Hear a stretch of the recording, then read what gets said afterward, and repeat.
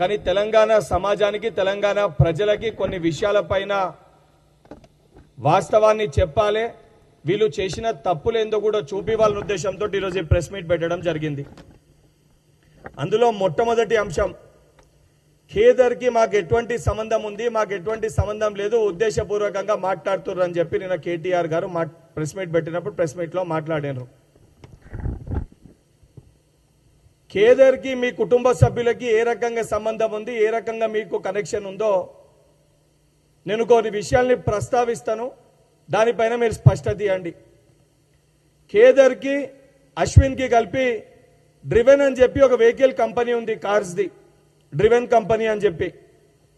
ఆ డ్రివెన్ కంపెనీకి సంబంధించి ఒక రేంజ్ రోవర్ వెహికల్ మీ బామ్మర్దైన రాజ్ పాకాల ఏ వెహికల్ అయితే వాడుతుండో, ఏ బండి అయితే నీ బామ్మర్ది రాజ్ పాకాల యూజ్ చేస్తుండో, మరి ఆ వెహికల్ ఎవరిప్పించిర్రు, ఏ కంపెనీ పేరు పైన ఉంది, మరి నిజంగా మీకు మీ కుటుంబ సభ్యులకి సంబంధం లేకపోతే ఆయన కంపెనీ పేరు పైన ఉన్న వెహికల్ రేంజ్ రోవర్ వెహికల్ మరి రాజ్ పాకాల ఏ రకంగా వాడుతుండ అనేది మొదటి ప్రశ్న. రెండోది, లాస్ట్ 5 yearsలో నువ్వు కానీ మీ కుటుంబ సభ్యులు కానీ ఈవెంట్స్ కానీ ఫంక్షన్స్ కానీ ప్రోగ్రామ్స్ కానీ ఫ్యామిలీ ఫంక్షన్స్ కానీ అనేకమైన విషయాలన్నీ కూడా ఖేదర్ హోస్ట్ చేసిన సందర్భాలు ఉన్నాయి. మీ కుటుంబ సభ్యులు అనేకమైన పార్టీస్, మీ బామ్మర్ది కానీ నువ్వు కానీ మీ కుటుంబ సభ్యులు కానీ ఖేదర్ తోటి పాల్గొని సెలబ్రేట్ చేసుకున్న సందర్భాలు కూడా ఉన్నాయి. నిజంగా ఏమి సంబంధం లేకపోతే లాస్ట్ 5 yearsలో నాకు కానీ మా ఫ్యామిలీకి కానీ నిజంగా ఖేదర్ అశ్విన్కి సంబంధించి వాళ్ళ వెహికల్ కంపెనీకి కానీ మా బామ్మర్దికి కానీ ఎటువంటి సంబంధం లేదని చెప్పి బహిరంగంగా మీడియా ముందుకు వచ్చి ఈ విషయాలన్నీ కూడా తప్పు, లాస్ట్ 5 yearsలో ఖేదర్కి మా కుటుంబ సభ్యులకి మాకు కానీ మా బామ్మర్దికి కానీ ఎటువంటి సంబంధం లేదని చెప్పి బలంగా నువ్వు చెప్తే ఏ రకంగా సంబంధం ఉందని చెప్పి లాస్ట్ 5 సంవత్సరాలలో ఆధారాలతో సహా నేను మీడియా ముందుకి తీసుకొని వచ్చి బయట పెట్టడానికి నేను సిద్ధంగా ఉన్నా. రెండోది, నువ్వు డ్రగ్స్ తీసుకుంటావు, నీకు డ్రగ్స్ తీసుకునే అలవాటు ఉంది, డ్రగ్స్ శాంపుల్ టెస్ట్ చేయడానికి రావాలని చెప్పి అనేక సందర్భాల్లో అనేక మంది నీ పైన ఆరోపణలు చేయడం జరిగింది. 3 నెలల క్రితం కూడా నీ డ్రగ్స్ శాంపుల్ టెస్ట్ని ఇవ్వాలి రావాలి అని చెప్పి మాట్లాడినప్పుడు కోర్టుకు వెళ్ళి నువ్వు ఏ రకమైన పర్మిషన్లు తెచ్చుకున్నావు లేదా విచారణ కొన్ని వాటిల్లో హాజరు కమ్మంటే నువ్వు కానీ మీ కుటుంబ సభ్యులు కానీ ఏ రకమైన పర్మిషన్స్ తెచ్చుకున్నారో కూడా తెలుసు. కానీ దాంట్లో కూడా కోర్టు ఒక జడ్జిమెంట్ ఇస్తే కోర్టు ప్రొనౌన్సియేషన్ ఒకటి ఉంటే నువ్వు దాన్ని మిస్లీడ్ చేసే విధంగా కోర్టు చెప్పుదెబ్బతోటి కొడతా చెంపపైన కొట్టే విధంగా కోర్టు జడ్జిమెంట్ ఇచ్చిందని చెప్పి కోర్టు ఇచ్చిన జడ్జిమెంట్ను కూడా వక్రీకరించి మీడియా ముఖంగా కంటెంప్ట్ ఆఫ్ కోర్ట్ అయ్యే విధంగా నువ్వు మాట్లాడడం జరుగుతుంది.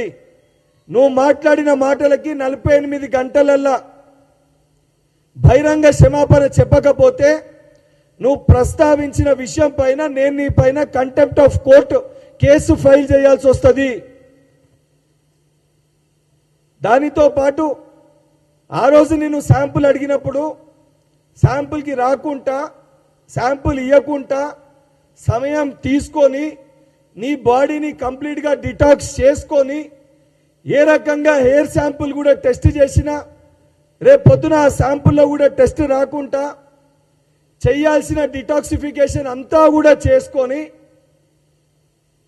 బయట దేశానికి యూకే ఇతర దేశాలకి వెళ్ళి ఆ శాంపుల్ నిజంగా వస్తుందా లేదా ఒకసారి టెస్ట్ చేసుకొని వస్తలేదని చెప్పి మరొకసారి కన్ఫర్మేషన్ చేసుకొని శాంపుల్ టెస్ట్ చేస్తే దొరుకుతలేనని చెప్పి తెలిసి 3 నెలల తర్వాత ఈరోజు తెలంగాణ రాష్ట్రానికి వచ్చి నా శాంపుల్ టెస్ట్ చేసుకోరని చెప్పి నువ్వు మాట్లాడుతున్నావు.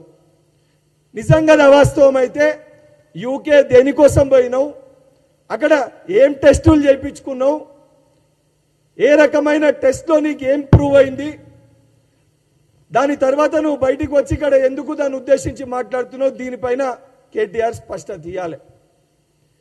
ఎప్పుడు నువ్వు శాంపుల్ తీసుకోవాలి, ఎప్పుడు నీ చుట్టుపక్కల ఉన్న శాంపుల్ తీసుకోవాలి, ఎప్పుడు నీ కుటుంబ సభ్యులు శాంపుల్ తీసుకోవాలి, తప్పనిసరిగా ఆ సమయంలో తప్పనిసరిగా తీసుకోవడం జరుగుతుంది. నువ్వు ఇప్పుడు పోయి డిటాక్స్ చేసుకొని అన్నీ కూడా నువ్వు డిటాక్సిఫికేషన్ చేసుకొని ఒకసారి ఆల్రెడీ నువ్వు బయట దేశాలకు పోయి నిన్ను నువ్వు టెస్ట్ చేసుకొని ఇప్పుడు వస్తలేదని చెప్పి తెలిసి ఇక్కడ వచ్చి దొంగ నాటకాలు పిచ్చి పిచ్చి మాటలు మాట్లాడితే ప్రజలు ఎవరు కూడా నేను నమ్మే పరిస్థితి లేదు. నిజంగా నేను మాట్లాడే ప్రతి విషయం కూడా అది కేదర్ విషయం కానీ, నీ డ్రగ్ శాంపుల్ టెస్ట్ విషయం కానీ, లేదా కేదర్ చనిపోయిన రోజు ఏ పార్టీ మాజీ శాసనసభ్యులు ఆయనతో ఆఖరిగా ఉన్నారు, ఎవరికి ఆయనతోటి సంబంధాలు ఉన్నాయి, ఏ పార్టీ సభ్యులు ఆయనతో ఉన్నారు, అన్నీ కూడా ఆధారాలతో సహా బయటికి రావాలని చెప్పి నేను గౌరవ ముఖ్యమంత్రి గారికి లేఖ రాస్తా శాసన మండలి సభ్యునిగా. నిజంగా నీకు కేదర్కి ఎటువంటి సంబంధం లేకపోతే ముఖ్యమంత్రి గారికి నీ లెటర్ ప్యాడ్ పేరు నువ్వు కూడా లేఖ రాయి. మొత్తం లాస్ట్ 5 years లో కేదర్కి ఎవరితోటి సంబంధాలు ఉన్నాయి, ఎవరెవరికి కేదర్ తోటి బిజినెస్ సంబంధాలు ఉన్నాయి, కేదర్ తోటి ఎవరెవరు కలిసి ఉంటుండే అన్ని విషయాలపైన విచారణ చేసి తెలంగాణ ప్రజల ముందు వాస్తవాలు బయటపెట్టాలని చెప్పి నేను ముఖ్యమంత్రి గారికి లేఖ రాస్తా. నిజంగా నువ్వు నీ కుటుంబ సభ్యులకి కేదర్ తోటి సంబంధం లేకపోతే నువ్వు కూడా లేఖ రాయాలని చెప్పి నేను కేటీఆర్కి సవాల్ చేస్తున్నా. ఇంక ఇతర విషయాలపైన ఏదైతే లై డిటెక్టర్ టెస్టో నువ్వు ఇతర టెస్టులు ఏవైతే చేయించాలని అన్నీ అంటున్నావో, ఫోన్ ట్యాపింగ్ విషయం నువ్వు మాట్లాడుతున్నావో, మీకు కానీ మీ పార్టీలో సభ్యులకు కానీ ఫోన్ ట్యాపింగ్ అది హీరోయిన్లది కానీ, జడ్జిలది కానీ, పొలిటీషియన్లు కానీ, ఆఖరికి మీ పార్టీలో ఉన్న సొంత నీ చెల్లెది కానీ ఫోన్ ట్యాపింగ్ విషయాల్లో మేము ఎటువంటి ఫోన్ ట్యాపింగ్కి పాల్పడలేదని చెప్పి నువ్వు మీ తండ్రి గారైన మాజీ ముఖ్యమంత్రి కల్వకుంట్ల చంద్రశేఖరరావు గారు నిజంగా మీరు చేయకపోతే అంగీకరించి లై డిటెక్టర్ టెస్ట్ ఏదైతే నువ్వు అంటున్నావో ఆ టెస్ట్కి ముందు మీరు బయటికి వచ్చి ఆ టెస్ట్ చేయించుకొని మిమ్మల్ని మీరు ప్రూవ్ చేసుకోవాలి.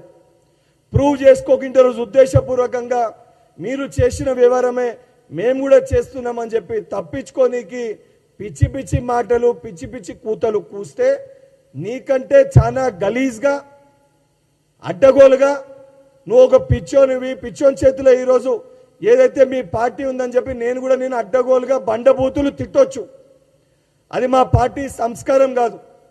కానీ నువ్వు ఇష్టం వచ్చినట్టు మాట్లాడితే రేపు పొద్దున నేను కూడా ఏంద్రా కేటీఆర్ అనే విధంగానే మాట్లాడే పరిస్థితి ఉంటుంది. నువ్వు మా ముఖ్యమంత్రి గారిని ఉద్దేశించి మాట్లాడితే రేపు పొద్దున ఈ తెలంగాణ దొంగని రాళ్లతోటి తరిమి కొట్టాలనే విధంగా నా ప్రవర్తన కూడా ఉంటుంది. ఈ రోజుకెళ్ళి కల్వకుంట్ల తారక రామారావు ప్రవర్తన ఏ విధంగా ఉంటుందో అదే రకంగా నీకు తగిన సమాధానం ఇచ్చే విధంగా శాసన మండలి సభ్యునైన బల్మురి వెంకట్ ప్రవర్తన కూడా అదే విధంగా ఉంటుంది. నిజంగా నీకు బహిరంగ చర్చ పెట్టాలనే ఉంటే నువ్వు ఒక శాసన సభ్యునివి, నేను శాసన మండలి సభ్యుని, నువ్వు బీఆర్ఎస్ పార్టీ వర్కింగ్ ప్రెసిడెంట్వి, నేను కాంగ్రెస్ పార్టీ ఉపాధ్యక్షుడిని. ఏ రకమైన బహిరంగ చర్చకైనా నువ్వు నేను సమానమే. ఇంకా పోల్చుకుంటే శాసన సభ్యుని కంటే శాసన మండలి సభ్యునిగా ఇంకా నేను ఒక కుర్చీ పైనే ఉన్నా. నేను ఏ రకమైన బహిరంగ చర్చ కన్నా నీతోటి సిద్ధంగా ఉన్నా. ఇవన్నీ విషయాలపైన నిజంగా నీకు చిత్తశుద్ధి ఉంటే, నిజంగా నీకు బాధ్యతనే ఉంటే చర్చ పెట్టనీకి మీ నాయనని నువ్వు అసెంబ్లీకి తీసుకురాలేకపోతున్న విషయము ఈరోజు తెలంగాణ సమాజంలో ప్రజలందరూ కూడా గమనిస్తున్నారు. బహిరంగ చర్చ పెట్టుకోవాలని నీకు చాలా కుతూహలంగా గులనీకి ఏదైతుందో నీ కుతూహలాన్ని తీర్చనీకి కాంగ్రెస్ పార్టీ పక్షాన శాసన సభ్యునిగా నువ్వు, శాసన మండలి సభ్యునిగా నేను, వర్కింగ్ ప్రెసిడెంట్గా నువ్వు, ఉపాధ్యక్షునిగా నేను ఏ రకమైన బహిరంగ చర్చ కన్నా నేను సిద్ధంగా ఉన్నా. నువ్వు అడిగిన ప్రశ్నలన్నిటికీ కూడా నేనేదైతే ఈరోజు నిన్ను ప్రశ్నించే విషయాలన్నీ కూడా నీకు సంబంధం లేకపోతే, నిజంగా నీకు దమ్ము ఉంటే, చీము నెత్తురు అనేది ఉంటే, నేను చెప్పిన విషయాలు అవాస్తవం అయితే ప్రెస్ మీట్ పెట్టి ఈ విషయాలన్నీ అవాస్తవము, మాకు ఎటువంటి సంబంధం కేదర్ తోటి లేదు, నేను యూకే పోయి ఎటువంటి టెస్ట్ చేయించుకోలేదు, నా బాడీ నేను డిటాక్సిఫికేషన్ కూడా చేసుకోలేదని చెప్పి నువ్వు బహిరంగంగా నువ్వు ప్రెస్ మీట్ పెట్టి నువ్వు చెప్పు. తర్వాత నువ్వు తప్పనిసరిగా ఇవన్నీ పాల్పడ్డావని చెప్పి ఆధారాలతో సహా ఎవిడెన్సెస్తో సహా నేను ప్రూవ్ చేయడానికి సిద్ధంగా ఉన్నాను. ఇవన్నిటినీ పక్కన పెట్టి ఇష్టం వచ్చినట్టు మాట్లాడి ఇష్టం వచ్చినట్టు గౌరవ ముఖ్యమంత్రి రేవంత్ రెడ్డి గారిని విమర్శిస్తే అడ్డగోలుగా నిన్ను కూడా తిట్టాల్సిన పరిస్థితి ఏర్పడుతుందని చెప్పి కేటీఆర్ని మీడియా ముఖంగా హెచ్చరిస్తున్నాను.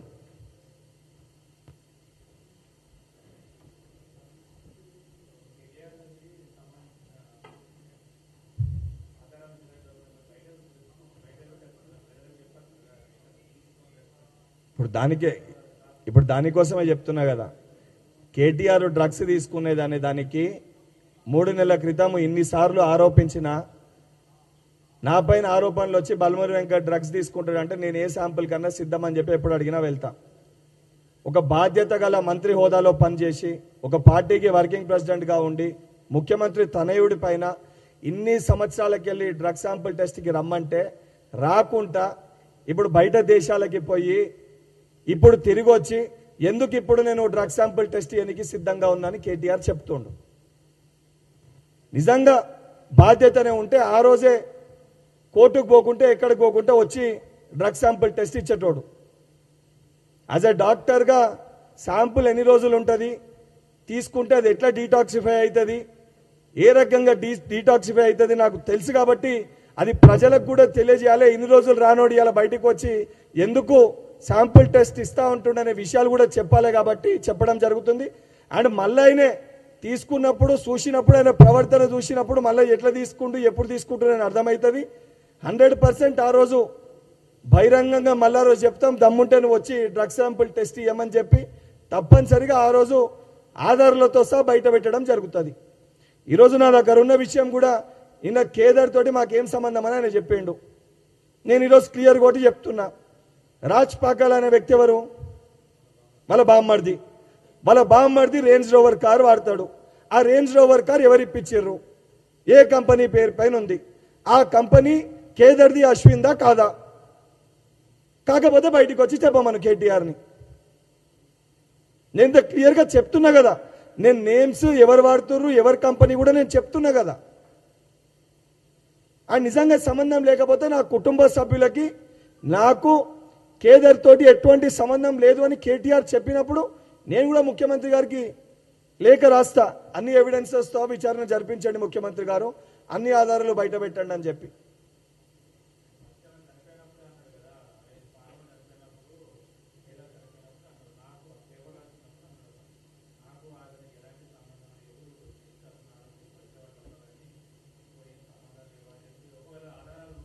మంత్రిని కలవనీకి వచ్చి వాళ్ళ ఆఫీస్లనో లేదా ఇంటికాడనో వచ్చి కలిసి రిప్రజెంటేషన్ ఇచ్చిపోతే ఎవరికి కూడా ఎటువంటి అనుమానాలు ఉండే ఎటువంటి సందేహాలు ఉండయి.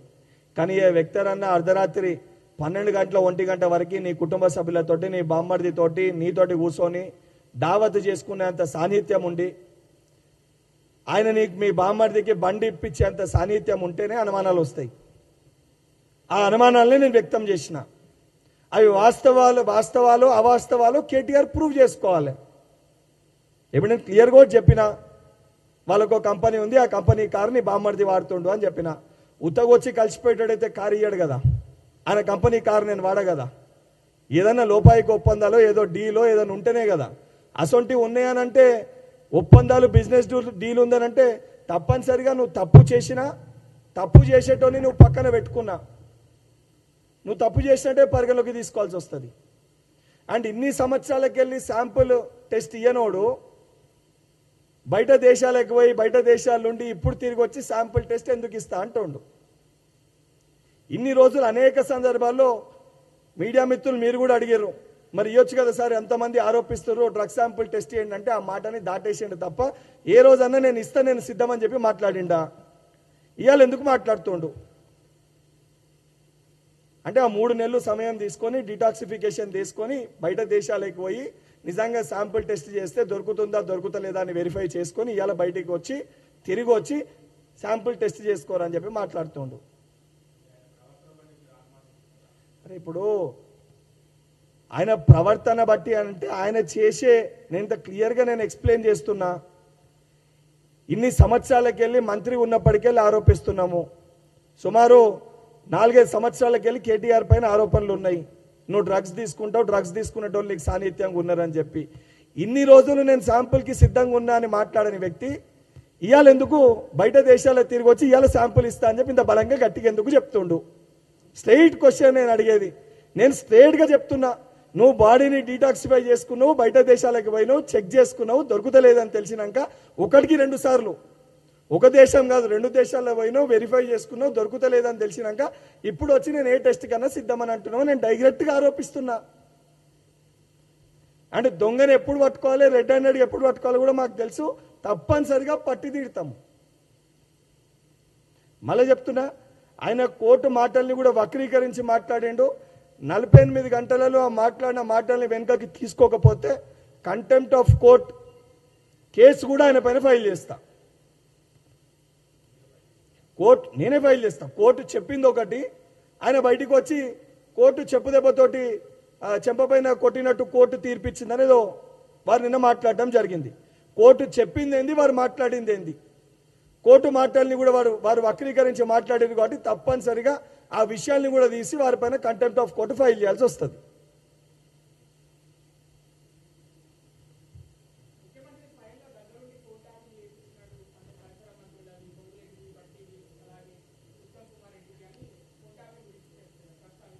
ఇప్పుడు ఆరోపణలు చేయాలనంటే నేను చెప్తున్నా కదా, స్వయాన వాళ్ళ చెల్లెది తండ్రికి తెలియక కొడుకు, కొడుకుకి తెలియక తండ్రి, వాళ్ళ కుటుంబ సమేతంగా వాళ్ళ ఫోన్లే వాళ్ళు ట్యాప్ చేసుకున్నారని నేను కూడా ఆరోపిస్తా. వాళ్ళు చేసిన ఒక కథ ఈరోజు మేం చేస్తున్నామని చెప్పి వాళ్ళ గూడు పుట్టాని బయటపడుతుందని చెప్పి మా పైన నెట్టేసే ప్రయత్నం చేస్తారు. మళ్ళీ చెప్తున్నా, ఆయన ఎమ్మెల్యే, నేను ఎమ్మెల్సీ, ఆయన వర్కింగ్ ప్రెసిడెంట్, నేను వైస్ ప్రెసిడెంట్. లై డిటెక్టర్ టెస్ట్కి మేము F1